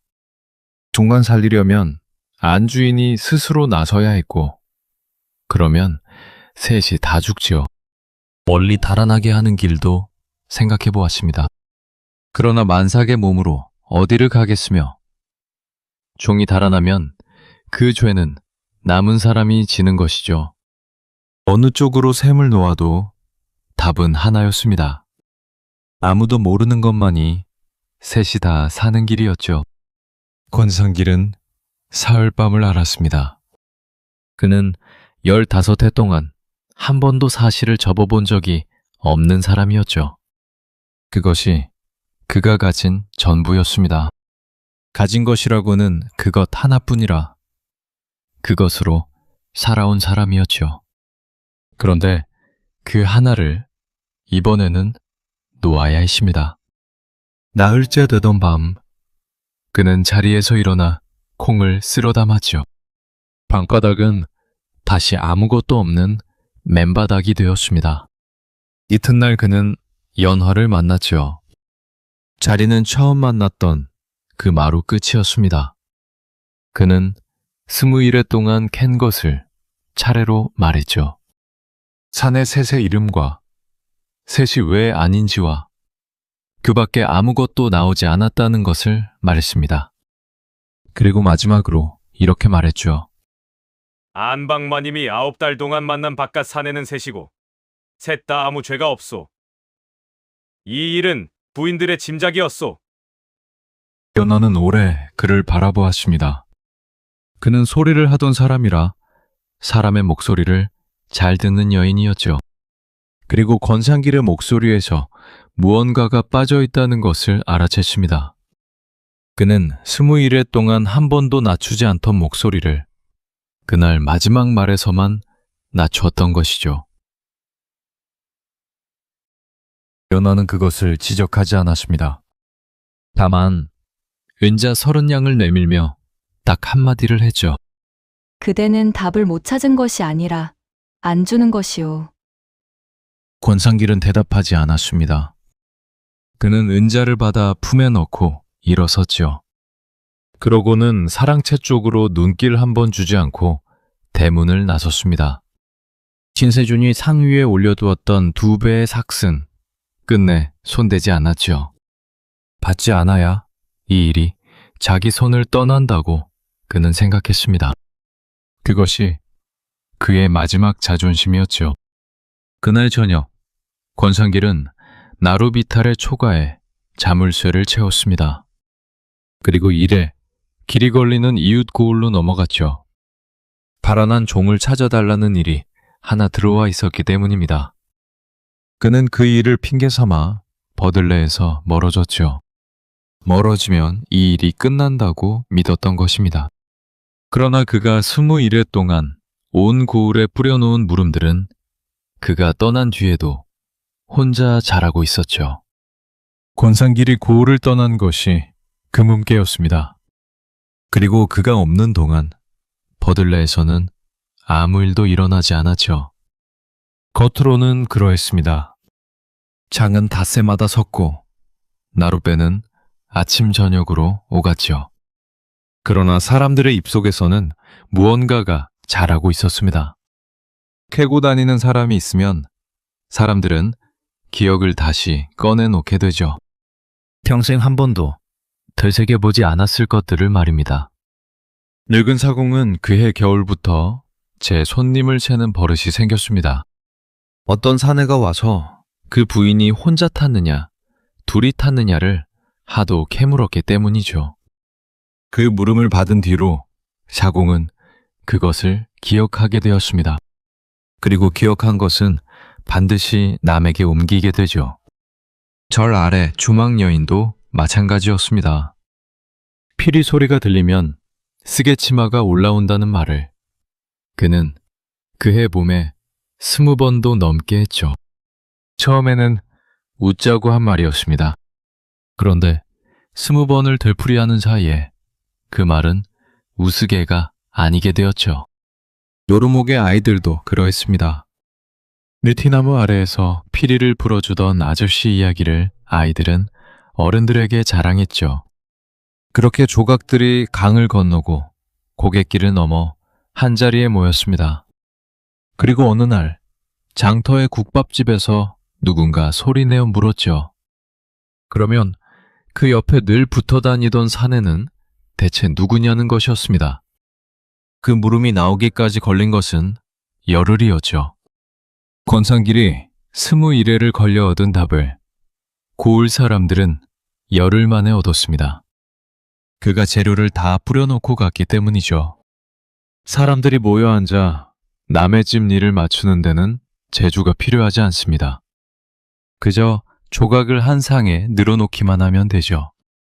국밥집 평상에서는 누가 무슨 말을 해도 벌을 받지 않았습니다. 그래서 그 자리에서는 아무도 못하는 말이 없었죠. 누구는 나루에서 보았다 하고, 누구는 고갯길에서 들었다 했습니다. 누구는 강 건너 아이들에게서 들었다 했죠. 말이 오갈수록 조각은 붙었고, 붙은 조각은 그림이 되었습니다. 그리고 그림이 되면 사람들은 그것을 사실이라 부르죠. 연화가 그 말을 들은 것은 잔이 파하던 저녁이었습니다. 가마를 타고 지나가다 국밥집 앞에 웃음소리를 들은 것이죠. 연화는 그 자리에서 가마를 세웠습니다. 그리고 그날 밤 잠을 자지 않았죠. 그는 권상길의 마지막 말을 되짚었습니다. 21회 동안 한 번도 낮추지 않던 목소리를 그 사내가 마지막 한마디에서만 낮추었던 것을 말이죠. 연화는 소리를 하던 사람이었습니다. 목소리가 어디서 꺾이는지를 아는 사람이었죠. 이튿날 연화는 여종 하나를 시켜 행랑 끝방을 뒤지게 했습니다. 길산이 혼자 쓰는 좁은 방이었죠. 거기서 나온 것은 두 가지였습니다. 잘 다듬어 기름을 먹인 버들피리 하나와 굵은 무명으로 지은 겹저고리 한 벌이었죠. 종이 입기에는 너무 좋은 옷감이었습니다. 연화는 그것을 들고도 아무 말을 하지 않았죠. 물건만으로는 사람을 세울 수 없다는 것을 그는 알았습니다. 그래서 그는 사흘을 더 기다렸죠. 그동안 연화는 두 가지를 더 챙겼습니다. 하나는 지난 겨울 그 종이 어느 날 어느 심부름으로 나갔는지를 행랑 사람에게 물어둔 것이었죠. 또 하나는 안채의 여종에게 안주인이 밤에 몇 시에 등을 끄는지를 물어둔 것이었습니다. 그러나 그것들도 다 말일 뿐이었죠. 연화가 기다린 것은 말이 아니라 온 집안이 함께 보는 한 장면이었습니다. 말은 지워지지만 20명이 함께 본 것은 지워지지 않으니까요. 사흘째 되던 날 아침이었습니다. 안채 마당에 온 집안 사람이 다 나와 있었죠. 장을 담그는 날이라 독을 옮기고 소금을 퍼 나르느라 부산했습니다. 그때 연화가 은실에게 다가갔죠. 그리고 지나가는 척하며 은실의 어깨를 밀었습니다. 젖은 마당이었죠. 만삭에 가까운 몸이 중심을 잃고 뒤로 기울었습니다. 바로 그 순간이었죠. 마당 저쪽 끝, 소금 가마니를 쥐고 있던 길산이 가마니를 내던지고 뛰었습니다. 그는 10걸음을 3걸음에 건너와 은실에 등을 받쳤죠. 그러고는 제 몸을 아래로 밀어넣어 흙바닥에 대신 무릎을 찧었습니다. 그 모든 것이 눈 깜짝할 사이였죠. 마당이 조용해졌습니다. 소금을 퍼나르던 손도, 도구를 옮기던 손도 다 멎었죠. 20명이 넘는 사람이 그것을 보았습니다. 종은 상전이 넘어져도 뛰지 않습니다. 뛰어서도 안 되고 상전의 몸에 손을 댔어도 안 되죠. 그런데 이 사내는 뛰었고 손을 댔고 제 몸을 아래에 깔았습니다. 사람이 목숨을 걸고 지키는 것은 상전이 아니라 제가 가진 것이죠.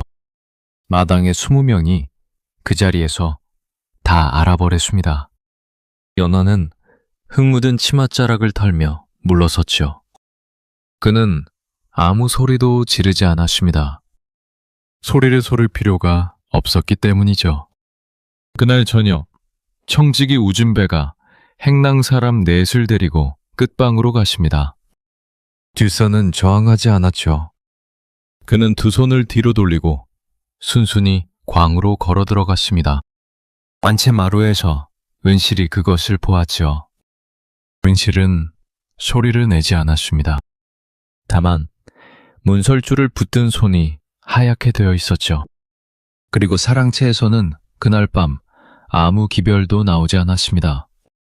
진세중은 종이광에 갇힌 것을 알고도 사람을 부르지 않았죠. 말리지도 않았고 다그치지도 않았습니다. 그저 등불을 켜놓고 밤늦도록 장부를 넘겼을 뿐이죠. 소식이 권상길에게 닿은 것은 그로부터 나흘 뒤였습니다. 소식을 지고 온 것은 포목장수 표달중이었죠. 그는 이웃 고을장에서 권상길을 찾아내어 다짜고짜 소매를 붙들었습니다. 버들레 진시댁에서 종 하나가 광에 갇혔다는 것이었죠. 안방마님과의 일 때문이라고 온 고을이 다 안다고 했습니다. 그리고 그 종은 산 달이 지나면 처결한다더라고 했죠.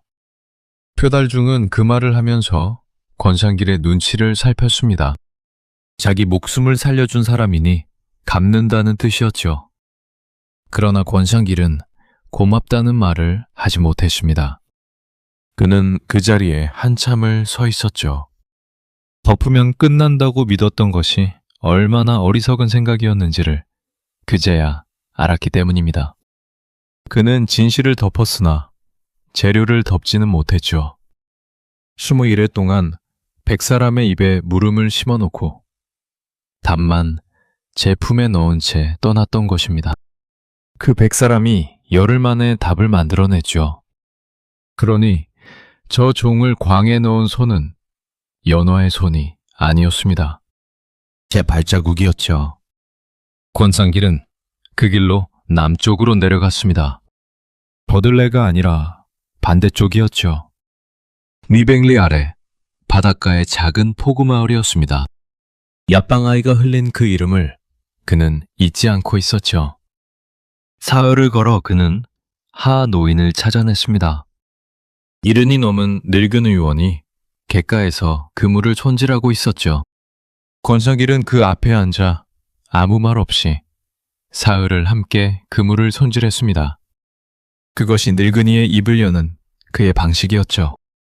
나흘째 되던 저녁에 하 노인이 먼저 말을 꺼냈습니다.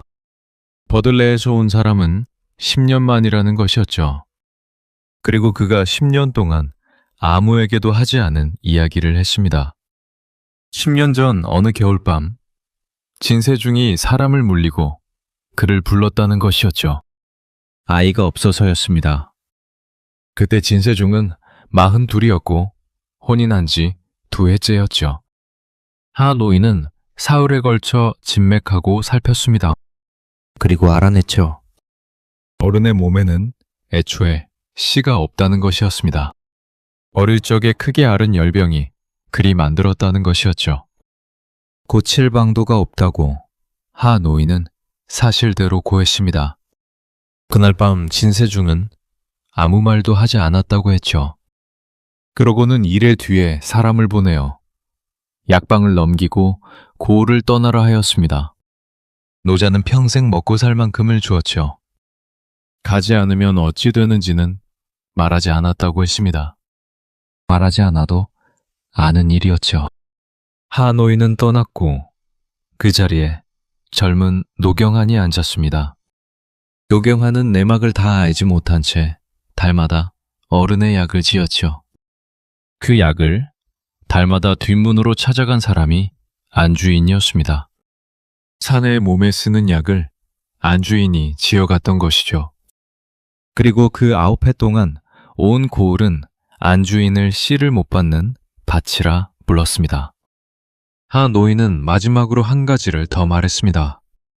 10년 전 그날 밤 진세중이 딱 한 번 배물었다는 것이었죠. 정말로 고칠 방도가 없느냐고 물은 것이 아니었습니다. 이 말을 아는 사람이 또 있느냐고 물었다죠. 늙은 의원은 그 물음을 10년 동안 잊지 못했다고 했습니다. 사람이 제 병을 듣고 나서 맨 처음 묻는 것이 그것이라면 그 사람이 무서워하는 것은 병이 아니라는 뜻이죠. 권상길은 갯가에 앉아 오래 바다를 보았지요. 9해 동안 은실이 짊어진 것이 무엇이었는지 그제야 다 보였습니다. 그 여인은 남편의 병을 제 죄로 뒤집어 쓰고 살았던 것이죠. 그리고 그 죄를 벗을 방법은 이 세상에 하나도 없었습니다. 권상길은 이래 만에 버들레로 돌아왔지요. 그리고 곧장 진씨집 사랑채로 들어갔습니다. 청지기가 막았으나 그는 밀치고 들어갔죠. 진세중은 놀라지 않았습니다. 그는 붓을 놓고 자리를 권했죠. 권상길은 앉지 않았습니다. 그는 선체로 하 노인의 이름을 말했죠. 그 이름 하나에 진세중의 눈이 잠깐 움직였습니다. 그러고는 이내 잔잔해졌죠. 그는 놀라지도 성내지도 않았습니다. 다만 잔을 들어 천천히 비우고 아주 담담하게 말했죠. 나는 10년 전부터 알았소. 권상길은 숨이 막혔습니다. 그 한마디에 9회가 통째로 뒤집혔기 때문이죠. 소실셋을 들인 것도, 안방을 9회 동안 죄인으로 만든 것도 다 그 위에 세운 것이었습니다. 아이를 못 낳는 것이 여인 탓이라는 말이 온 고을에 도는 동안 이 집 주인은 편안히 잠들 수 있었던 것이죠. 권상길은 겨우 물었습니다. 그러면 안주인의 태기를 처음 들었을 때 어른께서는 무엇을 아셨느냐고 말이죠. 진세중은 잠시 잔을 굴렸습니다. 그러고는 자식이 없으면 이 살림이 통째로 아우와 문중으로 넘어간다는 이야기를 했죠. 봇간 6과 도가와 나루의 몫이 남의 것이 된다는 이야기였습니다. 그것은 대답이 아니라 셈이었죠. 권상길은 목소리를 낮추어 마지막으로 물었습니다. 그렇다면 어찌하여 저 종을 광에 가두었느냐고 말이죠. 진세중은 잔을 내려놓았습니다. 그리고 처음으로 권상길을 똑바로 보았죠. 아이는 있어야 하오. 그러나 아비는 없어야 하오. 권상길은 그 자리에서 아무 말도 하지 못했습니다. 그는 15해 동안 악한 사람을 수없이 보았죠. 그러나 저렇게 조용한 것은 처음이었습니다. 그날 그는 알았죠. 이 집에서 그 종을 죽이려는 것은 연화가 아니었습니다. 연화는 문을 열었을 뿐이고 그 문 뒤에서 10년을 기다린 사람은 따로 있었던 것이죠. 그날 밤 권상길은 진씨 집 담을 넘었습니다. 15해 동안 남의 담을 넘어 도둑을 잡던 사람이 처음으로 도둑처럼 담을 넘은 것이죠. 광은 뒤뜰 끝에 있었습니다. 자물쇠는 낡은 것이었죠. 그는 손끝 하나로 그것을 열었습니다. 안은 캄캄했죠. 길사는 집 위에 앉아 있었습니다. 갇힌 지 열흘이 넘었으나 사내는 여위지 않았죠. 매를 맞은 자국도 없었습니다. 나이를 받을 때까지 그를 성이 두라는 것이 사랑체의 뜻이었기 때문이죠. 권상길은 문을 활짝 열고 옆으로 비켜섰습니다. 그러고는 낮게 말했죠. 가라고. 나로에 배를 메어 두었으니 물길로 내려가면 사흘이면 바다에 닿는다고 했습니다.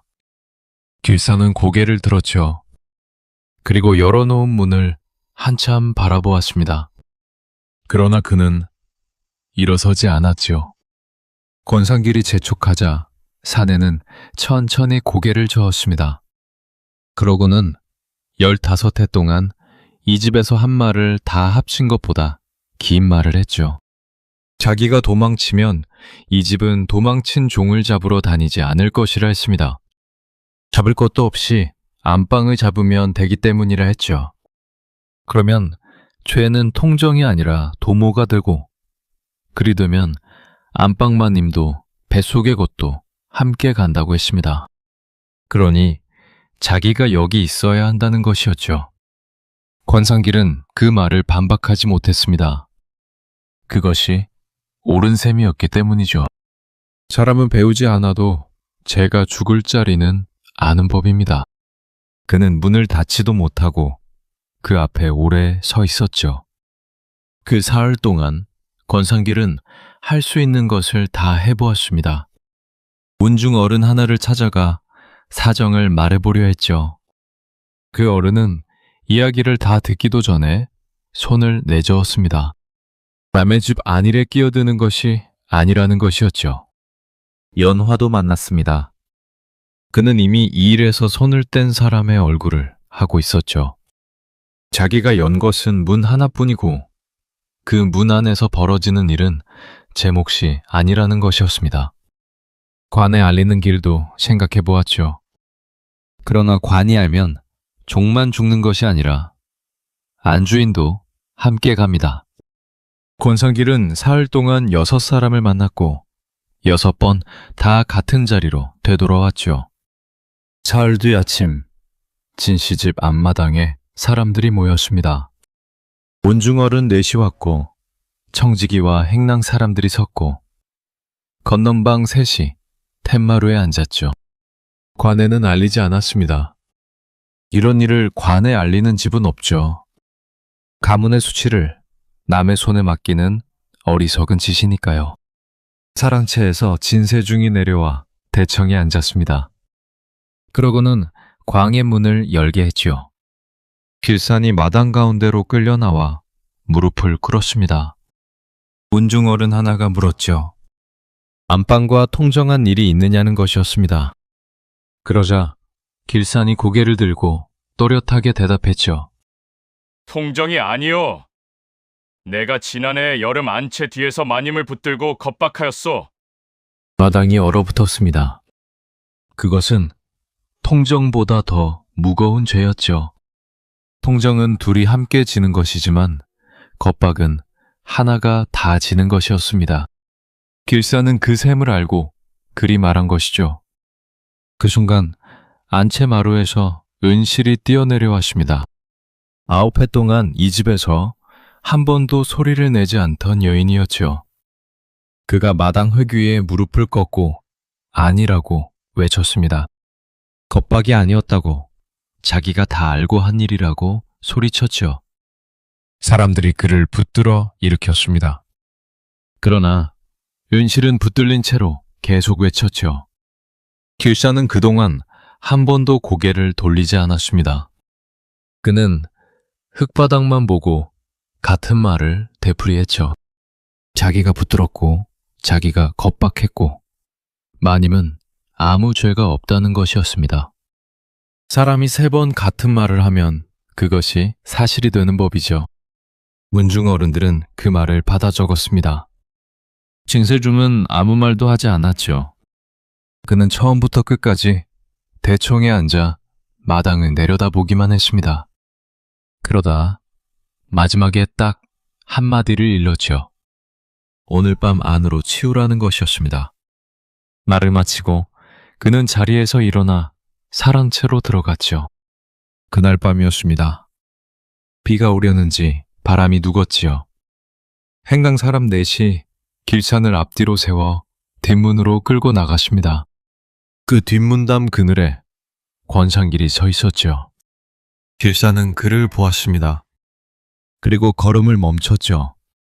끌던 사람들이 밀었으나 사내는 잠깐 버텼습니다. 그러고는 묶이지 않은 한 손을 품속에 넣었죠. 꺼낸 것은 기름 먹인 버들필이었습니다. 그는 그것을 권상길의 손에 쥐어주었죠. 그리고 딱 두 마디를 했습니다. 마님께는 드리지 마시오. 아이가 걷거든 그때 주시오. 권상길은 그것을 받았습니다. 받은 손이 떨렸죠. 그는 15해 동안 수많은 사람의 마지막 말을 들었습니다. 그러나 제 목숨을 샘에서 빼놓고 아이의 걸음을 샘에 넣는 사람은 처음이었죠. 길산은 다시 걸었습니다. 뒷문이 닫히고 발소리가 멀어지고 이윽고 아무 소리도 나지 않았죠. 그 뒤로 버들레에서 그 사내를 본 사람은 없었습니다. 어디에 두었는지 묻는 사람도 없었죠. 그날 밤 은실은 광 앞 흙바닥에 앉아 날이 밝을 때까지 일어나지 않았습니다. 누구도 그를 일으키지 못했죠. 그해 6월 은실은 아들을 낳았습니다. 진세중은 그 아이를 제 자식으로 올렸죠. 9해 만에 얻은 늦둥이를 하여 온 구울이 축하를 보냈습니다. 곳간 6과 도가와 나루의 몫은 그 아이의 것이 되었죠. 은실은 안방으로 돌아갔습니다. 그러나 그 뒤로 대문 밖 걸음은 하지 않았죠. 건넌방 셋도 그대로 남았습니다. 연화는 자기가 이겼다고 생각한 적이 한 번도 없었죠. 그리고 권상길은 그해 가을에 버들레를 떠났습니다. 나루비탈의 초가를 헐지도 팔지도 않고 그냥 두고 갔죠. 새해가 지났습니다. 어느 봄장날 권상길은 볼 일이 있어 버들레를 지나게 되었죠. 장터 한복판에서 그는 걸음을 멈췄습니다. 사람들 사이로 3살 배기 사내아이가 아장아장 걸어가고 있었죠. 비단 배자를 입혔고 뒤에서 여종 둘이 따라붙었습니다. 그 아이의 몇 걸음 뒤에 쓰개치마를 쓴 여인이 있었죠.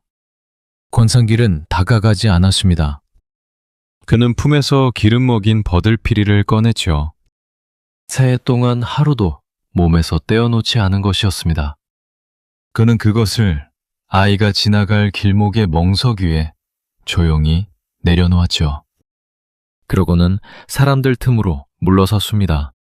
아이가 그것을 보았죠. 아이들은 어른보다 낮은 것을 잘 봅니다. 아이는 쪼그려 앉아 그것을 주었죠.